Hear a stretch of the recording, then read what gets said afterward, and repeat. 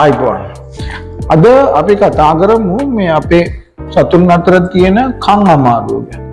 මේ කනක අමාරුව සමහර වෙලාවට ආසාදනයක් හින්දා වෙන්න පුළුවන්. එතකොට ඒ ආසාදනයේට කියන පිටින් එන විස බීජයක් හින්දා ඇති ආසාදනයක් හින්දා මේක ඇති වෙන්න පුළුවන්. එහෙම නැත්නම් මේ කන් වල තියෙන අමාරුව වෙන ප්‍රශ්නයක ප්‍රතිඵලයක් විදියට ඇති වෙන්න පුළුවන්. ඒ වෙන ප්‍රශ්න කිව්වහම මේක chronic inflammation එකක් හින්දා ඇති වෙන්න පුළුවන්, දීර්ඝකාලීන පවතින ඇලර්ජි එකක් හින්දා ඇති වෙන්න පුළුවන්, එහෙම නැත්නම් හෝමෝන ආබාධයක් හින්දා වෙන්න පුළුවන්, එහෙම නැත්නම් මේ ear canal එකේ තියෙන ගැටලුවක් හින්දා ඇති වෙන්න පුළුවන්.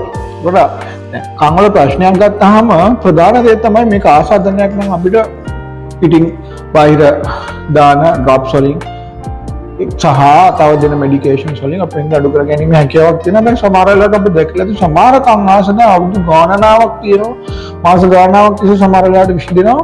හරියට හොඳ වෙන්නේ නැහැ. මේකට සමහර හේතුව වෙන්න පුළුවන් මේ අපි ඩයග්නෝස් කරන්නේ නැහැ. මේ මොකද්ද මේකට root cause එක කියන්නේ ඇත්ත සත්‍ය මොකද්ද? ඇයි මේ කන් වල අමාරුව ඇති වෙන්නේ කියලා. ඒ වගේම සතුන් අනවශ්‍ය විදිහට ડિප්‍රෙස් වෙනවා නම් ස්ට්‍රෙස් එකේ නම් ඉන්නේ මේකත් කන් වල අමාරුවක් හින්දා වෙන්න පුළුවන්. වරද්ද ගන්න තැන තමයි කන් වල අමාරු කන් වල ආසාදනයක් කියලා තේරුම් ගන්න. මේක හැම වෙලෙම ඇත්ත නෙමෙයි. එතකොට දැන් කන් ආසාදනයක් ආපුවාම ප්‍රධාන වශයෙන් කරන්න ඕන දේ තමයි ඇයි මේ කන් අමාරු වෙන්නේ? එදෙම කන ආසාදනයක්ද වෙනක් හේතුවක් නිසා ඇති වෙන කනේ අමාරුවක්ද කියලා හරියට හොයාගෙන ඒකට අදාළ ප්‍රතිකාරය කරා මේ සතාට තියෙන කනේ අමාරුව අපිට හොඳ කරගන්න පුළුවන්.